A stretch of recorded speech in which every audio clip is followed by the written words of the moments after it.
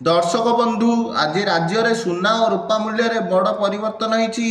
आपण मैंने जदि सुना और रूपा किणवा चाहते तेज ये भिडटी आपण बहुत गुरुत्वपूर्ण अटे, कारण ये भिड द्वारा आप सुना और रूपार आज सठिक मूल्य केते अच्छी जानीपर।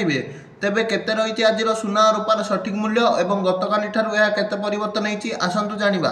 आज भारतीय बजार में 24 कैरेट सुना 10 ग्राम प्रति 97,310 टंका रही। सेहीपरि 22 कैरेट सुना 10 ग्राम प्रति 99,200 टंका रही। सेहीपरि आज ओडिशार राजधानी भुवनेश्वर में 24 कैरेट सुना 10 ग्राम पिछा 97,640 टंका रही बेले 22 कैरेट सुना 10 ग्राम पिछा 99,500 टंका छुईची। मुंबई में आज 24 कैरेट सुनार मूल्य 10 ग्राम पिछा 97,640 टंका रही बेले 22 कैरेट सुनार मूल्य 10 ग्राम पिछा 99,500 टंका रही। सेहीपरि आज भारतर राजधानी नुआ दिल्ली में 24 कैरेट सुना 10 ग्राम पिछा 97,790 टंका रही बेले 22 कैरेट सुना 10 ग्राम पिछा 99,500 टंका रही।